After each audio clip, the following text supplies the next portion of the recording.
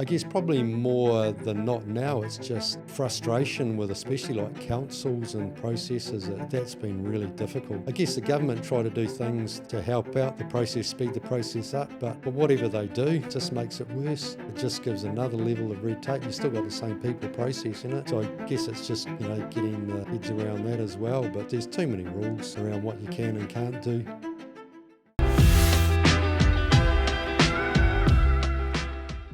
Warren, thanks for coming on the podcast. Oh, well, good.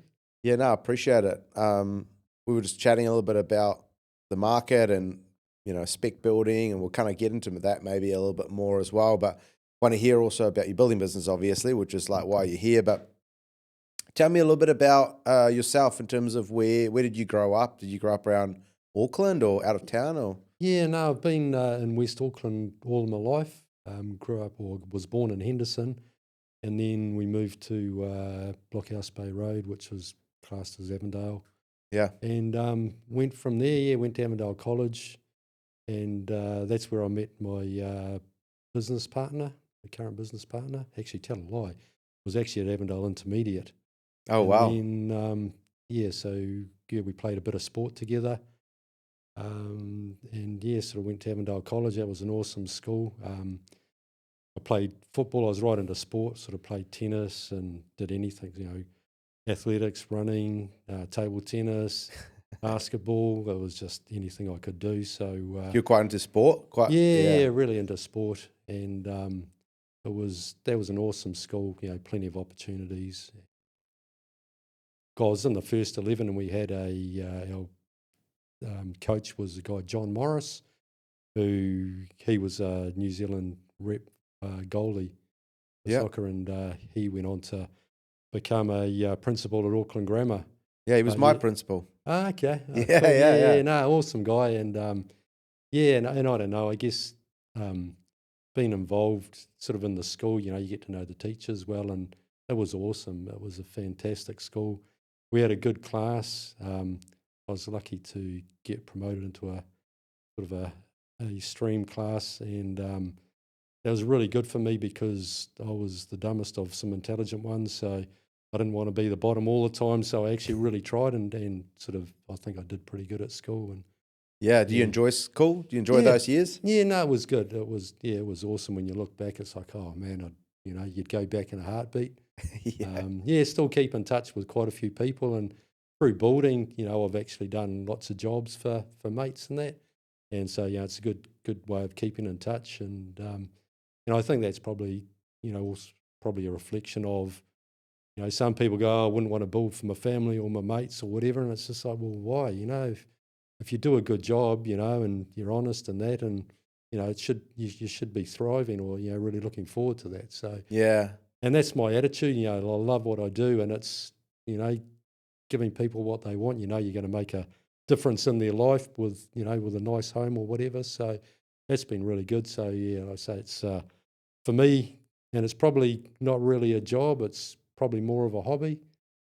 Same with my business partner Andrew. We actually love what we do. He's crazy. He works through weekends, and he's looking at all the social media and that. I try and have a little bit of a rest on the weekend, but it's a cool profession and love what I do. Yeah, that's awesome, eh? Are you, and it kind of comes through as well, are you, who were you in high school? Like what was your kind of personality back then? Were you the loud one, the quiet one, the jock, it sounds like you're a bit of a jock. You weren't like a hippie or anything like that? Nah, not hippie, but I wouldn't say, I was just probably normal, but I probably got in trouble from making a few comments to teachers that probably didn't go down well. Like you're a bit cheeky. Yeah, and I sort of wanted to have a bit of fun. I've always sort of wanted to have a bit of fun in life. One of my comments to the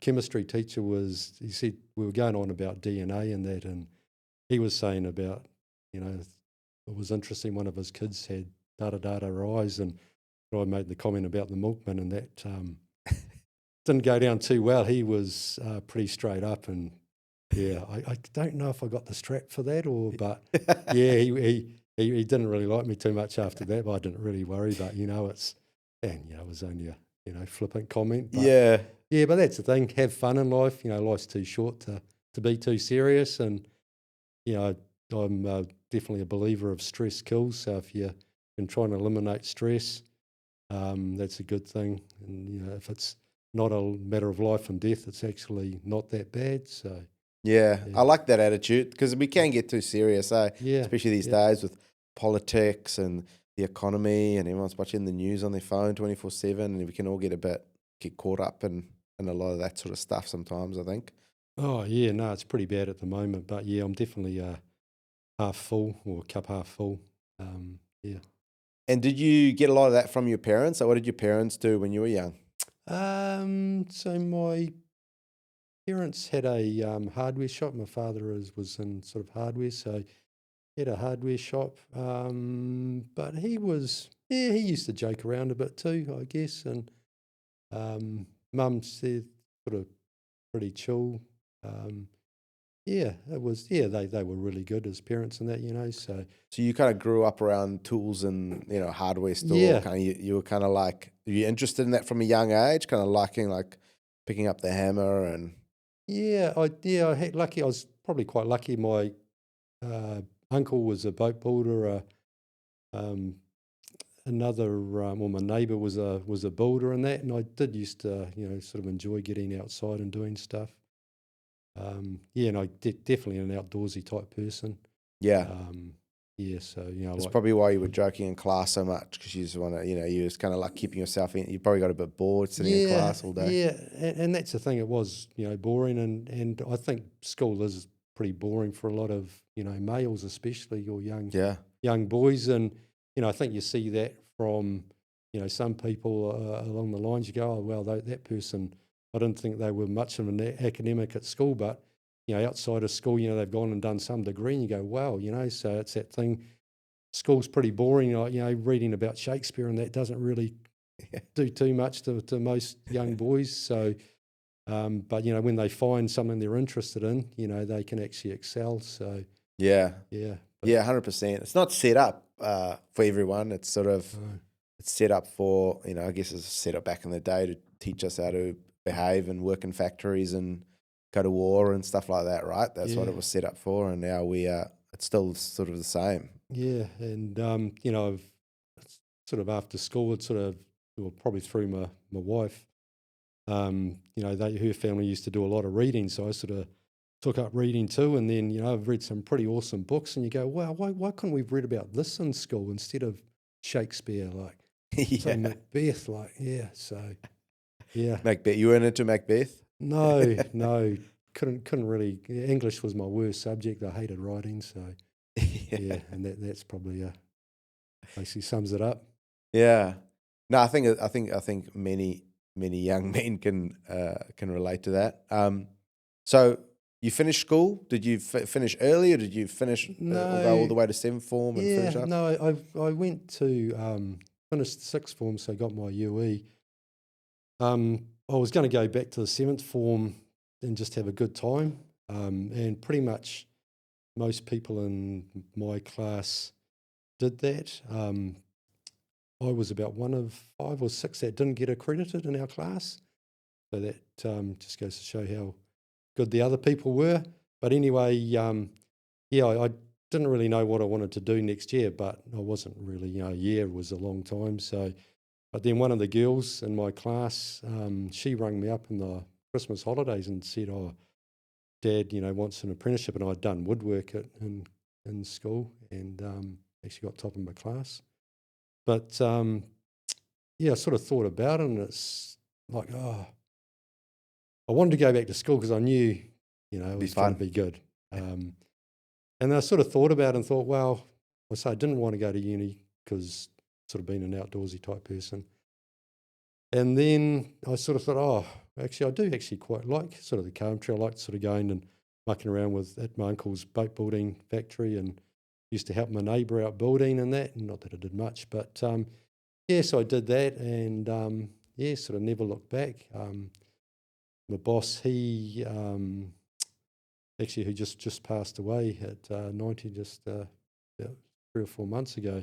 Right. But he was English, come from Guernsey, and he was old school craftsman.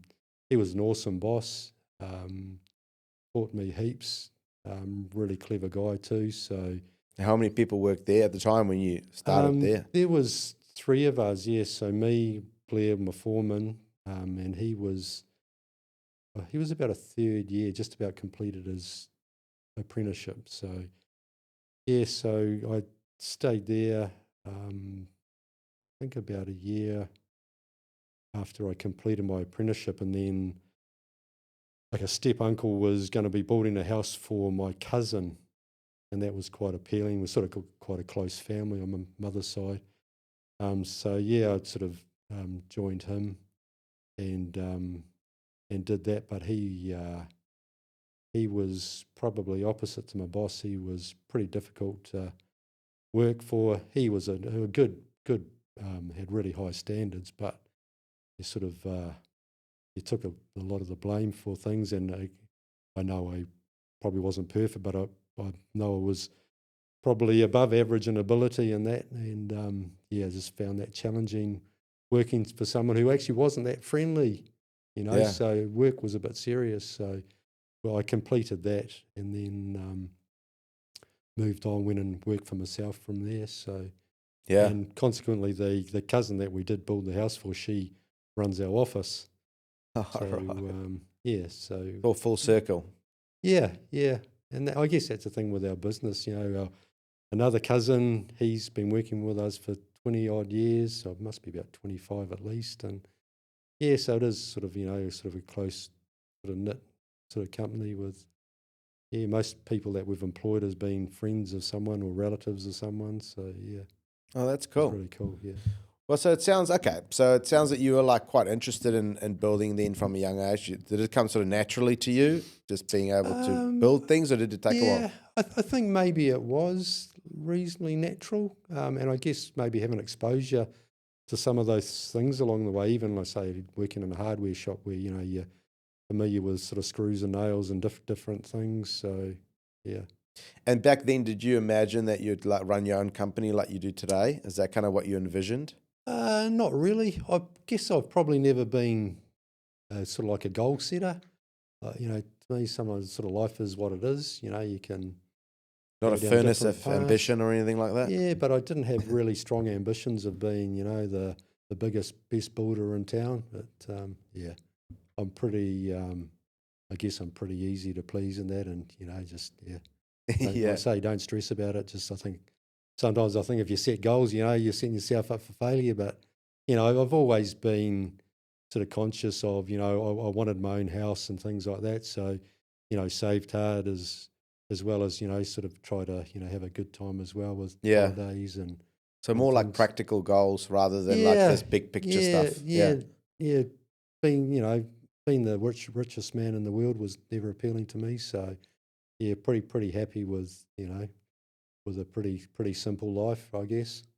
There's something to that, eh? Because I know that it's very, it's very fashionable to talk about, you know, living this, live a big life and aim for the moon and like, have Yeah. these massive dreams and, but there's like, I feel like there's especially when it comes to being content in life and actually enjoying your life, like you say, not taking it too seriously. There's like a element of living a simple life that is actually overlooked quite often, don't you think? Oh, definitely.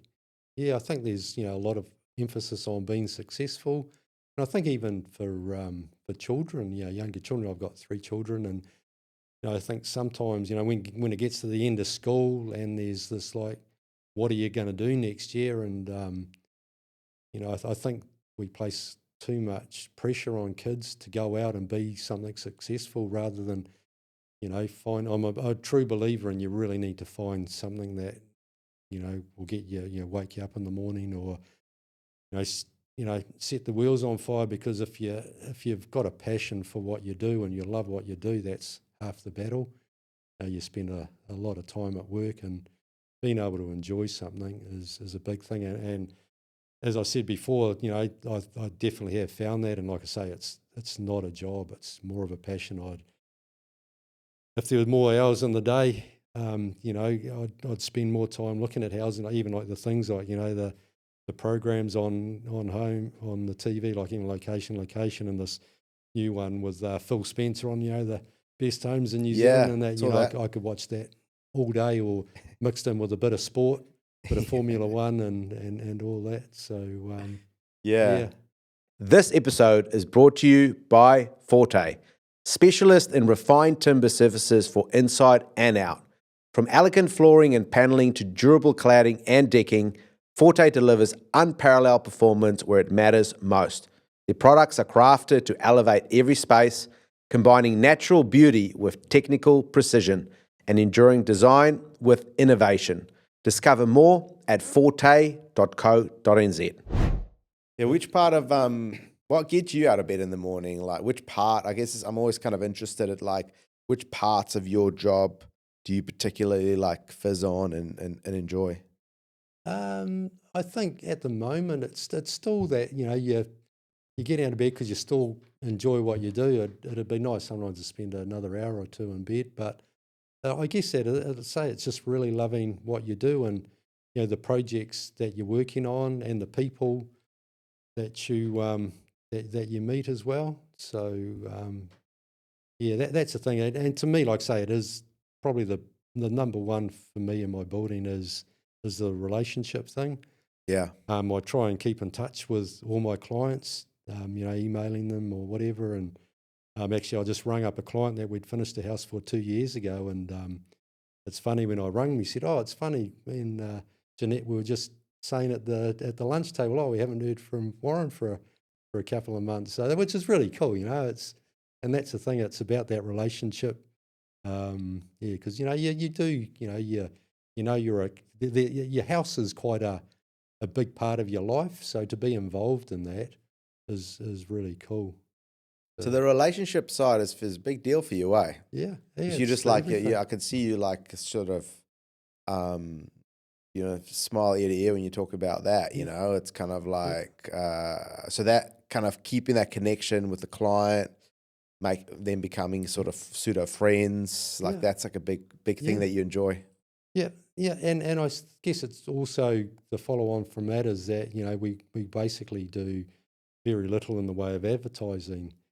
You know, so basically our clients are our best form of advertising. So if you're nice to people and things like that, you know, that goes a long way. You know, most people want to do things with people they enjoy or they get on with. So Yeah. you know, and you know, that's the thing. Sometimes, you know, I've just priced a job recently. It was only a small job and we missed out on it. But you know, I said to the lady, "Hey, you know, that's fine." She did let me know, and I said, "Hey, that's good." But she was, you know, really appreciative of the advice I'd given her. And I said to her, "Look, you know, like say you win and lose sometimes, but I know, say from this, because I was nice to you and I gave you good advice, she's probably still going to recommend me to someone if, you know, they're in need of a builder." So, Yeah. some life is pretty simple. I think some people complicate their lives by being unkind or whatever, but you know, there's that balance. But yeah, probably the main thing in life is relationships with everyone.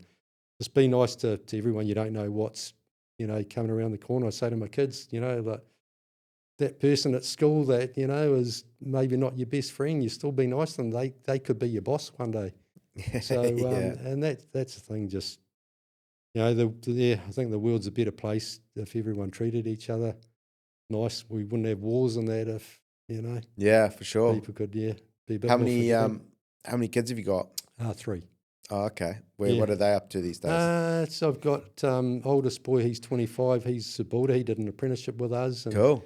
unfortunately followed one of our other builders who went down to live in Wanaka. But yeah, The they dream. become pretty matey and that, which is cool. Yeah, so he moved down there and he's enjoying, you know, the life down there. So, you know, mountain biking, snowboarding, he's right into hunting and fishing and diving. So he's in his element. And then younger boy, he's 23, he has just got his last paper this semester, doing a mechanical engineering degree, Cool. and managed to pick up a job at Rocket Labs. So Amazing. about 4 months ago. So he's done really well. He's worked his ring off, but that's the other thing, the hard work quite often pays off. And then I've got a 20-year-old daughter who's in her second year doing a business degree at AUT. So Awesome. we're obviously really proud of their efforts and trying to turn them into nice people as well. Yeah. Yeah. Oh, that's awesome. Okay, well, let's chat a bit about your business, WA Homes or WAH Homes, whichever ones you want to say, right? You said to me. Give me an idea of the company structure. You've obviously got a business partner, right, Andrew? Yeah. Always had a business partner, and I guess that's the thing. I like surrounding myself with people for obvious reasons. So, so the makeup is Andrew and myself are pretty much equal partners. We generally do our own thing, sort of have our own jobs and clients. Andrew being a QS project manager, he's basically pretty self-sufficient and he's really good at that role. I've got a project manager, Quinton, who basically he helps me out. I'll do a lot of the initial client contact, and then we sort of generally price together. And then more often than not now, he becomes the day-to-day project manager, and I just do the overall. Like I say, still like to keep involved and keep in touch with the clients and that, and just the overall project. So it seems to work well. And then we've got, like I say, my cousin who runs the office, and Catherine, she's recently joined us, and she's sort of helping out in the office. So that's a structure. So like I say to people, I'm just the name of the company. I say that Diana's the boss. Being a female, I think most males would understand that. The wife or generally the female is the person who really runs the show. So and then you've got teams on site as well. Yeah, we've got teams on site. So I think we've got around 20 guys, mixture of qualified builders and apprentices of varying stages. So that's basically the makeup. And we like to keep our staff long term, and we've got lots of long term staff that are with us. So the gig is you do your apprenticeship, you get towards the end, and we'll try and find sort of small jobs to test your skills, maybe a bathroom deck and things like that. And then once you've completed your apprenticeship, we'll sort of try and find you something more challenging. And I think the key to keeping staff as well as trying to look after them is to challenge them. Like everyone wants to test their skills. So that seems to work pretty successfully. It's all in aid of keeping people long time. Yeah. The more you get to know people, the better it is. Oh, that's good. So how many projects would you have going on, or how many teams would make up that 20? Depends on the size of the job. Like we've got sort of a reasonable sized commercial job at the moment, which is we've got 6 to 7 guys, but normally it's about 2 to 3 or 4, depending on the job size. But we still want the jobs to be efficient. So sometimes more numbers mean that the foreman perhaps has less time on the tools, and which is sometimes not a good thing because he's normally the best builder. So like I say, it's just job for job really. Yeah. And then we sometimes shift guys around, especially apprentices, for their ability or their skill level, and then sometimes they've got to get things signed off. So if someone's got foundations to do and hasn't done a raft or whatever, we'll sort of get them onto a raft. Or we're old school, we do our own foundations and still do a bit of roofing and that. So we sort of move guys around to basically give them exposure to and experience as many tasks as they can, because that's still that old school thinking.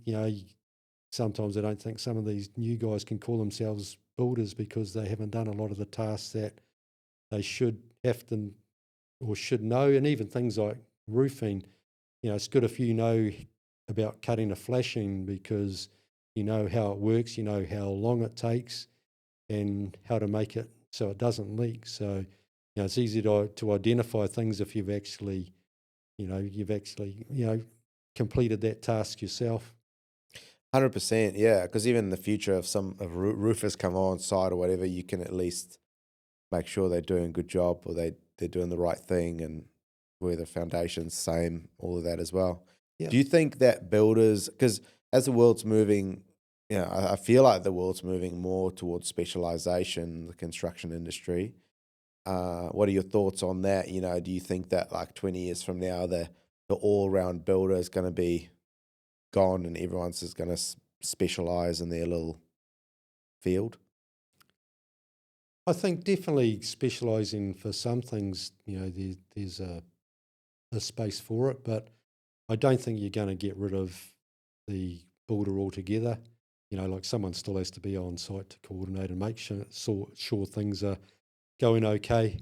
Yeah, And there again, I sometimes will turn on site and, just a quick glance at something, you go, oh, well, that's not straight, or you sure that's plumb? So, machines, I probably don't really pick up that. So I still think there'll be an overall yeah, builder, but definitely, things like modular homes and 3D printing is definitely going to be a part of the market. But then, if you're going back to New Zealand's finest homes, like, they're still going to have the craftsmen working on them. I don't think you're going to see a machine building those.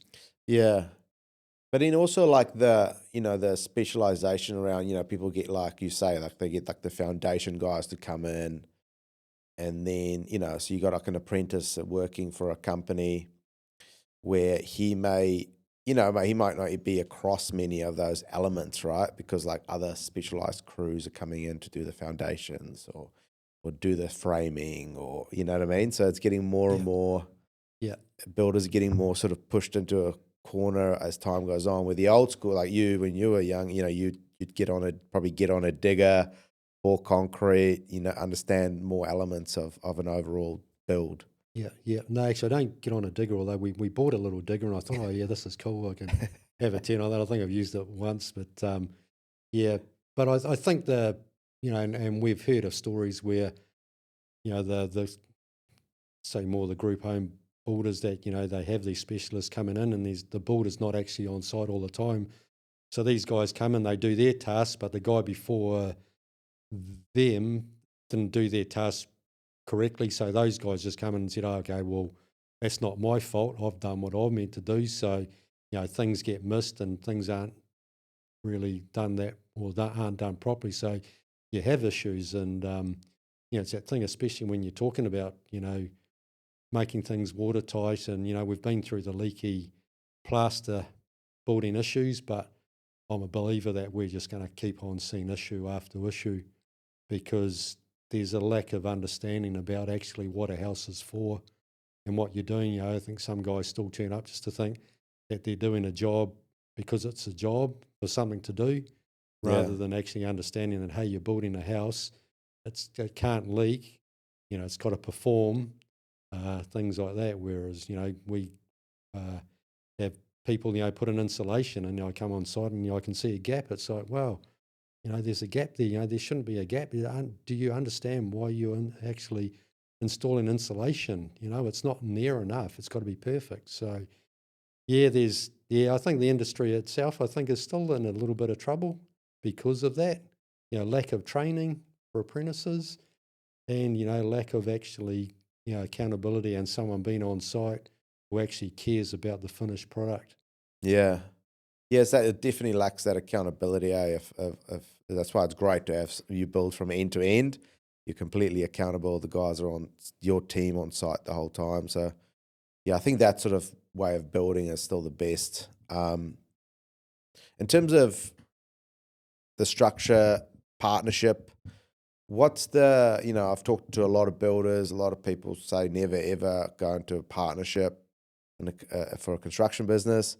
Other people swear by it and say it's the best thing ever because, problem shared is a problem halved, and you have Yep. you have different skill sets. And how have you found what's been the pros and cons of having a business partner, and how do you guys make it work? Um, I don't know. I'm not quite sure about the cons. Um, yeah, and then I guess it's all about personalities. But I say it's good to have someone to bounce ideas off. It's great if anyone wants to go away because you've got someone to basically cover your back. So yeah, I really don't see the cons. It's I say it's a relationship thing. It's just another. It's like your marriage. You might have an argument or something or disagreement, but you resolve it, you move on. But we're not all the same. So, but yeah, we have very few disagreements And you in the guys have sort business. of complementary skill sets as well. Yeah, yeah, and yeah, obviously Andrew's probably a better businessman than me. At the end of the day, I'm a builder. That's my passion. So even though I'm in the office a lot now, I still would rather be out on site and um, you know, like say some of my paperwork is gets me in trouble from dying. But there again, being a being a cousin, we can sort of talk a little bit differently to each other because we've got that blood there, and she gives me a hard time, which is normally deserved.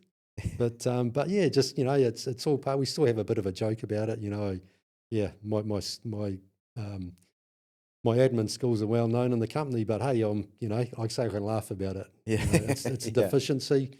That's just who I am. You can't be good at everything. exactly. I was Yeah, just about to say that we can't all be good at everything. We all have our skill sets. yeah, Um, as the team has grown, you got 20 guys working for you on site. You got like a whole bunch of people in the office. It's a big operation. How do you maintain that sort of quality as the team sort of grows?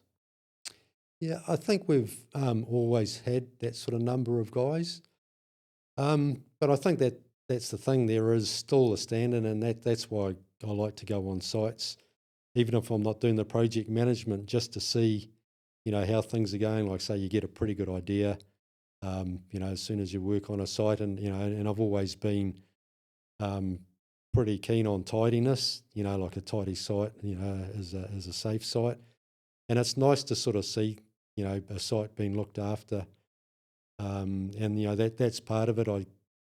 Some guys are messy, but I think the best builders are tidy as well because it's just they've got these sort of their methods of doing stuff, and tidying up as you go is probably one of those. But and I guess it's employing the right people. I guess it is a sometimes you never know, but we've been, I think, lucky in actually having some really good people, and it is keeping an eye on them, and just if something's not right, it's sort of basically it's expressing that standard that hey, this is not how we do it. This is how it's got to be done, and the same with the apprentices. There's you do this, you do the job once, you do it right. We're not we're not into it's not a race, so there's no prize for who finishes first. It's really about have you done it in a timely manner, and have you done it to the best of your ability. Stand back after a day, or and say, look, hey, I'm proud of what I've done. If you built that wall, stand back. Are all the studs straight? Are the nogs level? So it's getting that, having that pride in your work too. And I Yeah. think we see that, from, we've employed a lot of apprentices over the years, and we definitely see the difference between someone who's got that passion and someone who doesn't. There's chalk and cheese, and it's normally reflective of their ability and their speed and how they get through their apprenticeship as well. Yeah. So that's the thing. We do try and, nut down, or delve into people when we're employing them that, why are you doing this? And, sometimes, we get the comment, oh, because my brother's a builder and, oh, you earn really good money. And it's like, well, those guys haven't been employed by us. We Yeah. want to see the guys who have, or people as well. We've had a couple of female apprentices over the time. And, we want guys who come with us and say, hey, look, these are all the projects I've done while I was at school and, outside of school and that, they've got a passion for it. And it's, yeah, they're the people that we want. Yeah. So you guys there's definitely like a culture fit element. Like you got to get the right person got to have the right attitude. They got to have a bit of passion for what they want to do, and they actually got to care, right? Yeah, that's the big thing. Yeah, it's caring, and that's even the whole tidiness theme. It's like, well, we might be building a new house for someone. It's not really their house yet, but it is, So when they turn up, you want to see that the house is tidy or the site is tidy because, it is their house. So, they want to see that people care about, what they're doing. They're building this house, but if you can see sort of the love and the passion that goes into it, that's sort of adds to, the journey for the people. If you turn up at sort of bomb site, you sort of go, wow, like, what's the story? My house is a big site, so yeah, I don't know. I think I'm a bit odd I think it makes makes complete sense. Makes complete sense. In terms of obviously you have real people kind of first person, culture and like team culture, obviously, just to expand on what you're talking about now in terms of hiring people that have a good attitude and all that. But how do you guys, cultivate good culture among your staff and on site in the office? And is there anything that you guys sort of do practically to kind of keep the team happy? Yeah, I guess to be fair, we've actually slacked off a little bit, but generally we sort of have meetings for, say, apprentices, builders, foremen. We have separate meetings. Then quite often we'll get together and, have like a breakfast. We had one probably a couple of months ago and that sort of thing. But, and I think even like, say, if we're going to employ someone, there's sort of the simple things like, we don't do macho, there's no bullying, where it's sort of that, sort of respecting each other, be nice and that. So trying to get that culture of, you're at work to have a good time as well. We want you to work hard, but we expect you to have a good time. I guess most builders love listening to the radio. I love my music. And, so that can sort of, music can quite often put you in a good space as well. So, but it is that just sort of, I say, being nice, trying to have a good time, enjoy what you do. And, like I say, I do try and get around the site just to see the guys, see how they've, what they've been up to on the weekend, try and take an interest in them as well. I think that obviously helps, if you're interested in them, and we try and help out wherever they need, if they need to borrow things, tools or whatever, a truck or, you just try and make their life easy as well. So, and then, taking time off where, never, we expect them to contact us when they want time off, but, generally haven't sort of said no to too many people, and it's, I say, understanding that, especially, people with children, that's a big thing, children being sick and that, so we try and accommodate as much as we can. Yeah. A quick shout out to Forte supporting today's episode. They work across flooring, wall surfaces, exteriors, and more. But what sets them apart is how their timber performs over time. Forte is trusted by architects, designers, and builders, not just for their materials, but for the way they support projects from vision to completion. It's about enriching connections and creating something built to last. Learn more at forte.co.nz. Yeah, I had a builder, talked to a builder a little while ago who did like they moved to like a 4-day work week. Have you heard of that before? It's like instead of, you essentially pack your 5-day week into 4 days, so you work longer hours, and then Fridays off, and then that way they found that it was like a lot more efficient because of like set up, back down, and all that sort of, less smokers and all that sort of time. Have you heard of that before? Yeah, we have heard of it before, and we did actually discuss it. I don't know where it got to, but I think definitely there are probably some pluses for that. I guess the only thing is probably it'd be Murphy's Law that, that Friday that they take off is the critical day where something was going to happen, or, that's actually the sunny day Yeah, yeah, yeah, So, for sure. but I know you probably could explore that. And I guess the other thing is, do clients, expect you on site every day, but I guess, if you're doing the same amount of hours, it probably Yeah. is, evens itself out as if, but we probably could have that conversation again because, I like the idea of having, a 3-day weekend, Yeah. Yeah, yeah, yeah. which is essentially what you're doing. So I Yeah, guess, for sure. it might be more productive. Yeah. No, it's just interesting, eh? I always kind of like, obviously it's because that particular builder as well. I think he has like a foreman that does 5 days or something like that, and so he's or I don't know if it's a foreman, but someone there. So it's either him or the foreman. Something needs to be covered on a Friday. They got that backup, but then also the fact that it's such a point of difference, for to attract staff. Yeah. You could also attract the wrong staff if they're just thinking about a 3-day weekend the whole time. But yeah, it's always just kind of interested in how you can do things differently. I know you mentioned that you're not like the business head, that could be more Andrew, but are there sort of any numbers, even financially? I'm always interested to hear, are there any numbers that you guys look at that are really important to you to make sure you're on the right track? Maybe it's around, I don't know, profitability or the team or overheads or things like that that you guys keep a particular eye on? I guess we do keep a reasonable eye on things. Obviously, sort of, tracking your job as you're going is obviously quite good, when you're invoicing and things like that. I guess obviously the main thing is seeing the money in the bank. You've got a pretty good idea of where things are tracking.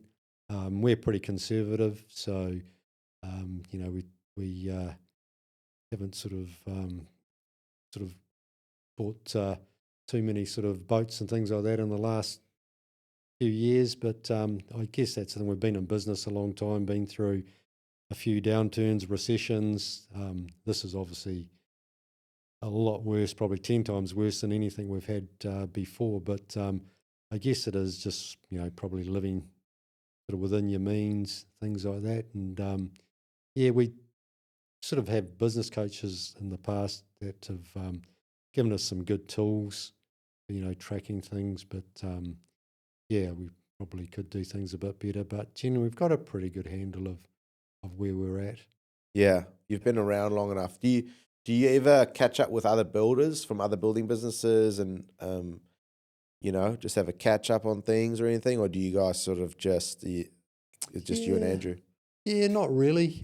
Sort of, I know of a few builders that I sort of keep in touch with just to see how they're getting on, but generally, just sort of stick to ourselves, and we think we're pretty happy with how we operate.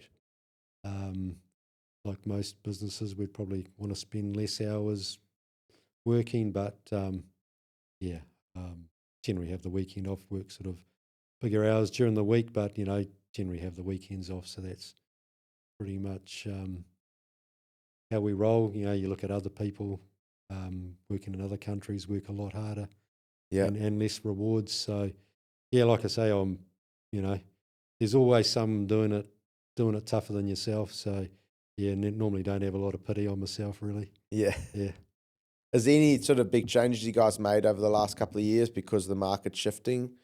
Is there you guys got consolidated in any way, or did you any way cut overheads and things like that? What have you guys done? Because everyone's done sort of something. Yeah, we probably haven't done too much. I guess probably the main thing we've done, but it's probably more from an environmental point of view, is just trying to reduce our waste and sort of recycling and that. And I guess I'm a little bit of a greenie, sort of living out in sort of the bush and sort of Titirangi. Enjoy sort of being out on the water and that, and sort of don't want to go sort of swimming with a plastic bag on my head Yeah. and that. So I think it is that sort of reducing waste, which is, I guess sometimes it can cost you more money, but it's just trying to, I say, reduce that and trying to just sort of drum into the boys about efficiency, that we can use that timber that's got a nail, and you can bang that nail out and we can use it for a block somewhere or a profile, and I say just recycling sort of metal and having separate bins for jib waste and that. So it's probably been more about trying to, be efficient in reducing waste than probably actual overhead or Yeah. the project build. Yeah. Yeah. Construction has like the worst stats around waste. Oh, it's the biggest by far. Yeah. Yeah. And that's the thing I'm not proud of. So, yeah, the first thing I do when I go on site is I look into the bin. Some jobs we don't have bins now. We actually have the flexi bags and that with, separate waste, and then we have, separate bins for wood, which gets sort of, recycled. So, yeah, that's the thing is just like, guys, like why have we got that cardboard box in there? That's recycled. So, V cans, they go and recycle too. So, yeah. Yeah. I think that's good, I think that's really good. You've obviously been like in business a while, ups and downs. Things don't always go to plan. Not every job goes perfectly well to plan, right? So, has there been any examples over the years where you've had lost a bunch of money on a job? I think those are pretty few, but yeah, there's probably been the odd job where we haven't made money, but I guess that's the thing. That's no excuse to take shortcuts. Like, you still have to, complete that job in a professional manner and in the quality of that. You would do that on a job you've made profit on. So that's the thing. The standard never slips. That is the main thing. Where we've got a reputation to uphold, and there's no, that's it. That's the end Yeah. of story. Yeah. So, and I think that's the thing. Like I say, you win some, you lose some. For whatever fault. But that's, I guess, why we like pricing our own jobs as well. So we haven't got a QS to blame. I've heard some horror stories on that. So, if I've left something out or, it's run over, that's just bad luck. You pick it up on the next job. Yeah. Um, Did you guys get stuck through or after COVID with fixed price contracts or anything like that? no, I think we were pretty lucky, I guess. And I don't, there again, think sometimes, life, you make your own luck. But no, we had contracts, and there were a couple that we had some overruns with materials and that, but it's all sort of laid out on the table, and those quoted invoices to actually what was purchased were given to the client, and we didn't really have any issues through that. Yeah. Oh, that's good. I think the main thing through the COVID was actually guys being comfortable to go back to work, and some that had families or children to look after, so that was definitely a tricky time. But as far as the jobs go and so profitability, that was that was fine. I think the profitability did decrease, but I say that was just part of life. We were still lucky that in construction we could get out earlier than anyone else. So Yeah, that's true. yeah, and that's, I say, there's there were people that were really suffering and doing it a lot worse than us. So yeah, I guess it is that, just always someone worse Yeah. than yourself. Yeah. We all like learn lessons along the way, right? So in terms of business and running a business, if you could go back to your,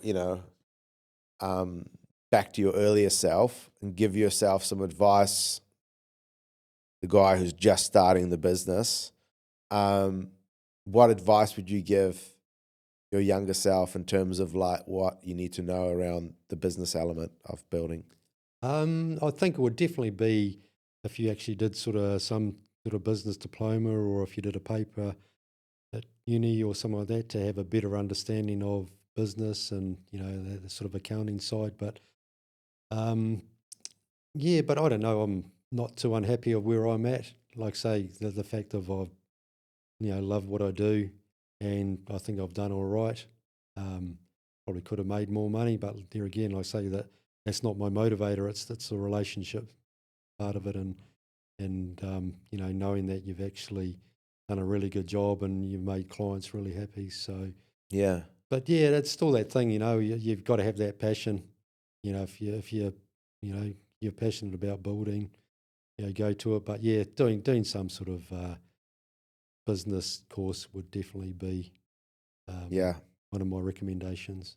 Yeah. Because people, I mean, you do your apprenticeship, you learn about building, and then you get qualified, and you're only just, and I guess that's just the starting point, Yeah, even learning about building as well. But then, there's that whole business element, right? That yeah, you have to figure it all out on your yeah, own yeah. along the way when you go on your own. So it's probably beneficial to have some sort of understanding. So I do understand that. Yeah. Actually, I guess the other thing is to, I say, having some sort of professional mentor or business coach is a good start too.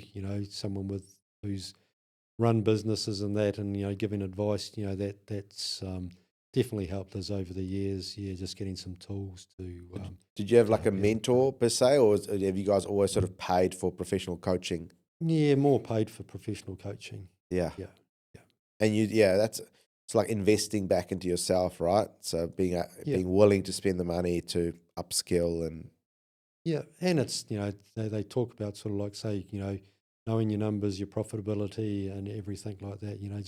Just getting a little bit of a business sense, because I guess tradies are notorious for sort of making money and spending money and not putting money aside for tax and things like that. So yeah, but I guess that's the other thing is sort of you know make the money, but sort of I say just be careful. It's we've been lucky that over the years, there's been basically building booms, and I say this has been really tough. So I think most people who are building currently might have a better appreciation going forward in the next sort of 10 years, and maybe they're to be a little bit more careful, put some money aside.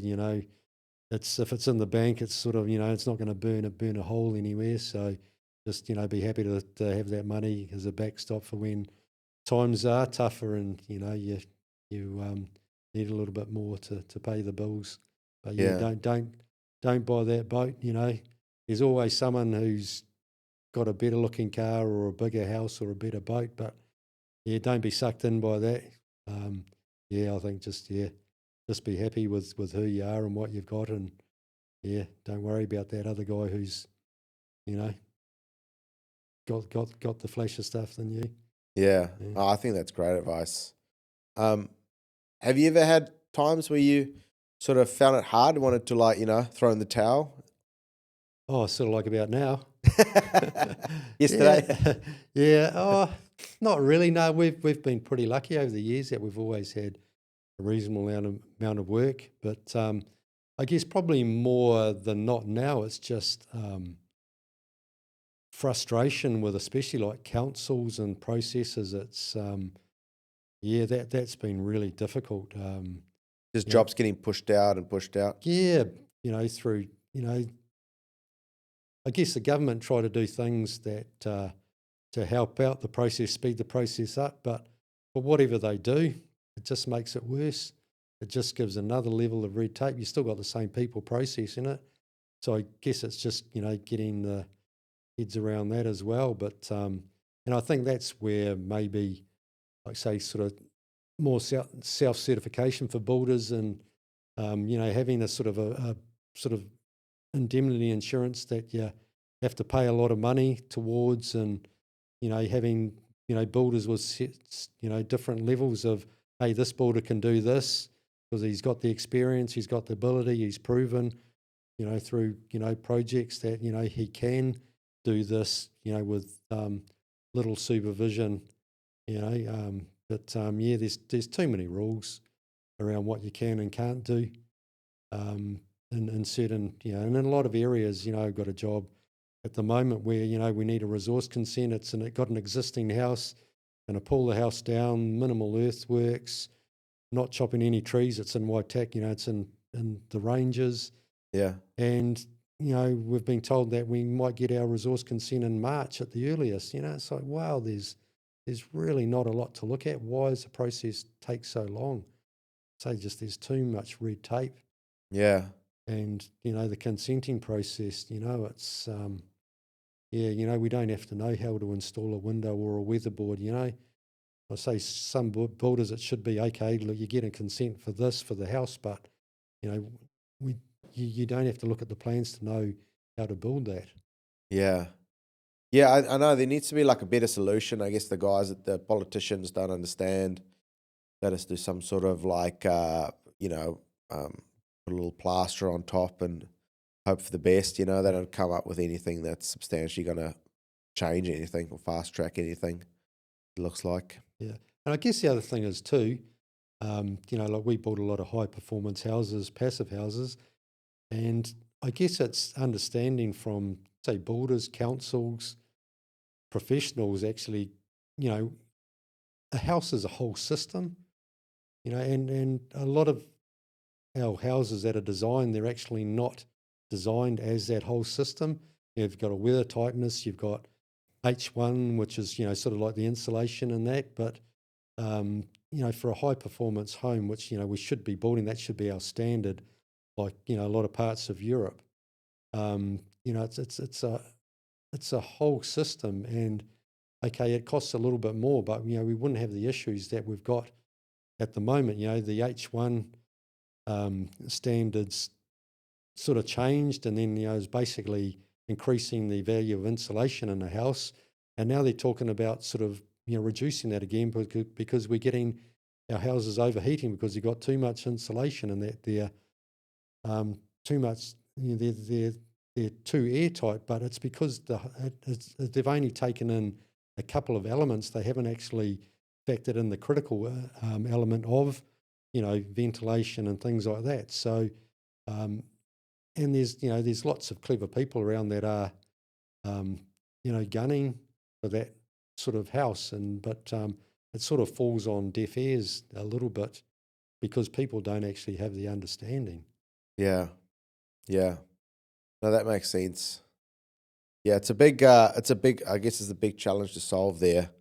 Um, in terms of stress, obviously it's a tough time now. In terms of, have you ever been burnt out? Um, oh, not as such. Because sometimes if you're passionate about something, the furnace is like hot, and then it also can go the other way where sometimes you just sort of burn out and you. Yeah, I don't know. I guess for me, it's probably a mindset thing. That I probably do know when I sort of do need to rest a little bit, or maybe go to bed a little bit earlier.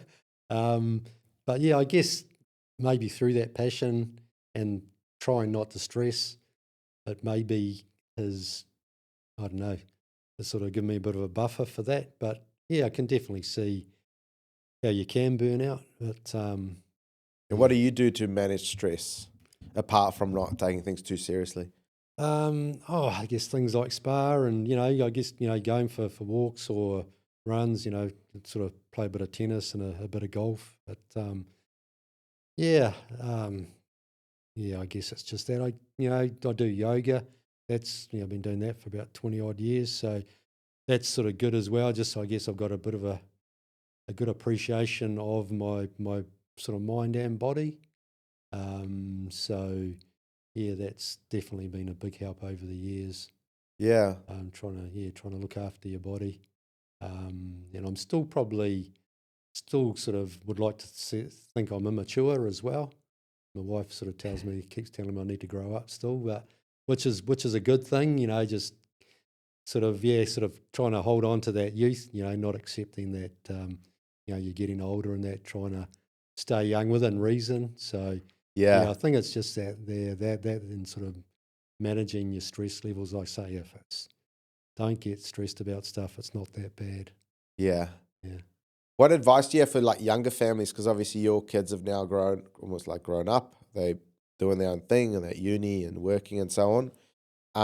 But a lot of younger guys, they may be more in the trenches. They've got young kids and then they've got their business that they run. What advice do you have for sort of younger guys, builders that run their business, also have family, how to navigate that business and family life? Yeah, that is a hard one, but at the end of the day, you know, it's nice to provide for your family, and well, you want to provide a good life for your family. I guess the big thing, one of the big things for me was basically I didn't go out flatting. Neither did my wife, and we basically had acquired quite a lot of money before we actually built our first home, and that we had a very small mortgage, and that was really good as well. We still did trips and things like that, and enjoyed ourselves, but we were still really pretty frugal with our money, and saved sort of hard, and I think to me that's the big thing, is that save hard. Like it's, we all want flash cars and nice furniture and that, but we've still got a hand-me-down couch in our house currently. We've wanted to get rid of it, but we just haven't quite got the right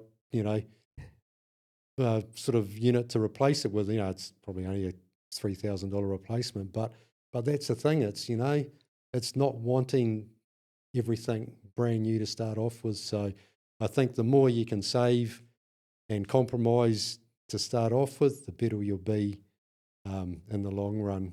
And obviously, the less you have to borrow, the better.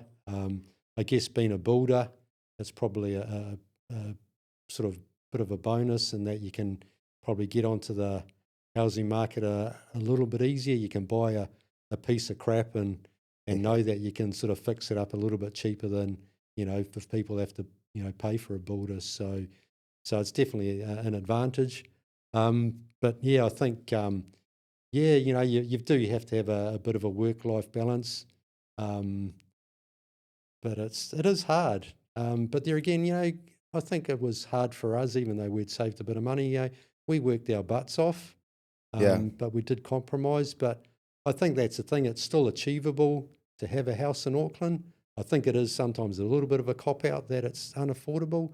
I think I started off on, I think, $120 when I did my apprenticeship. Now the wages are a lot more than that. So sometimes I think it is a little bit, it's all relative. But life is tough. But you have to compromise. You have to work hard. You have to sacrifice this and that. But I think it's the mindset. If you want if you want something, you'll get it. Yeah, 100%. I think that's a great way to finish us off. We're running out of time. Thanks so much for coming on. I really appreciate it. And I think a lot of builders would have got a lot out of this. So thanks for coming on. That's awesome. Thanks a lot. That's it for today's episode. And thanks again to Forte for making this week's episode possible. If you're after timber surfaces that don't just look beautiful, but are built to endure, Forte is leading the way with a focus on sustainability and craftsmanship and unparalleled performance. They're helping bring ambitious projects to life across interiors and exteriors.